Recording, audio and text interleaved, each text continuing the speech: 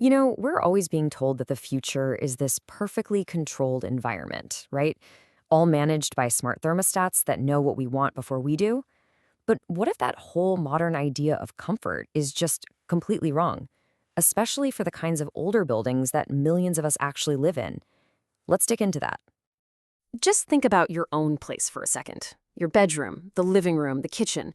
I mean, is the goal really to keep them all at a perfect, stable 21 degrees Celsius day in and day out?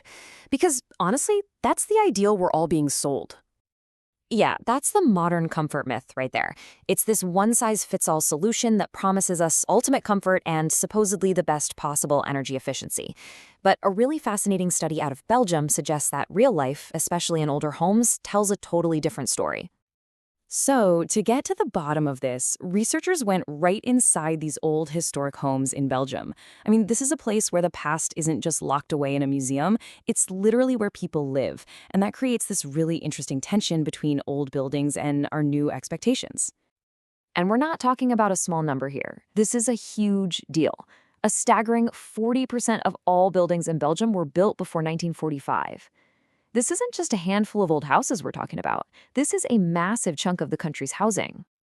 And okay, it gets even crazier if you zoom into a city like Liège. There, over two-thirds of the buildings are from that pre-war era. And yeah, as you probably guess, these places are real energy hogs, using about 70% more heating energy than the average European home. On paper, that looks like a massive energy problem. But is it? So, to figure out what was really going on, the researchers put these tiny sensors all over the homes, focusing on the living rooms and the bedrooms. This let them track the indoor environment constantly, so they could see what the temperature actually was, moment to moment.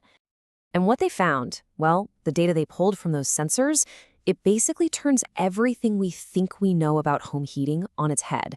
It really is a tale of two very different spaces all under one roof.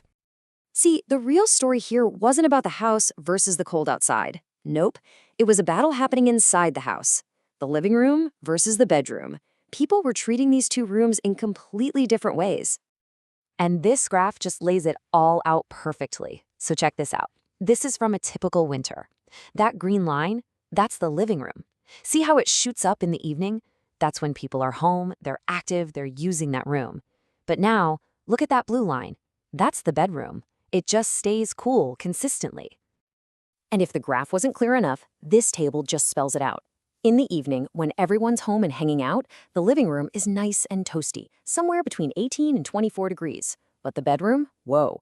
It's way cooler, consistently below 18 degrees Celsius. They are absolutely not heating the whole house to one set temperature. And the study makes this really clear. This wasn't an accident. It was a choice. People are actively choosing to heat their rooms differently depending on how they're being used.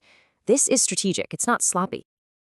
Okay, so that brings up the big question, right? Why are people doing this? What's really going on here? I mean, your first thought is probably money, right?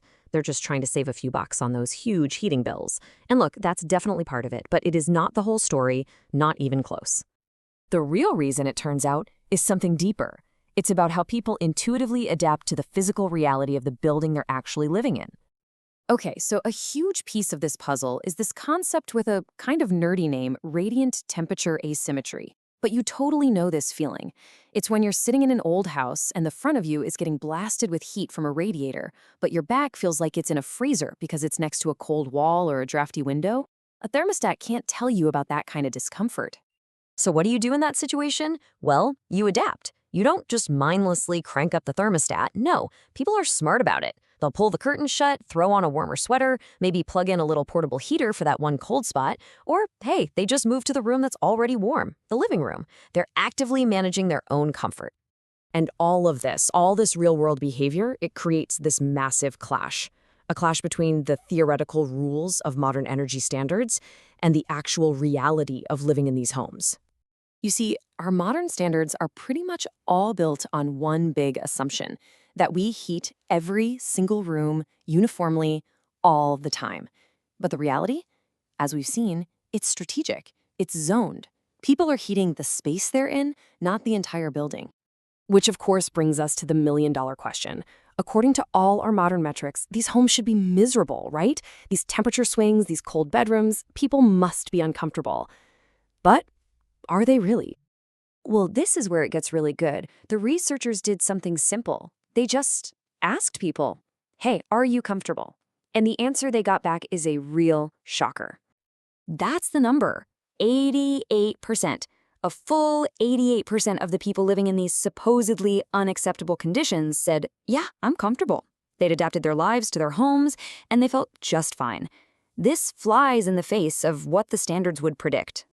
And this is the real takeaway. When our energy models just assume everyone heats their house like a perfectly uniform box, those models get everything wrong.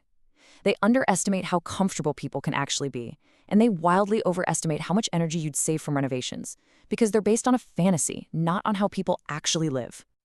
So that leaves us with one last thing to think about. You know, we're so obsessed with smart tech, with better insulation, with all these new regulations.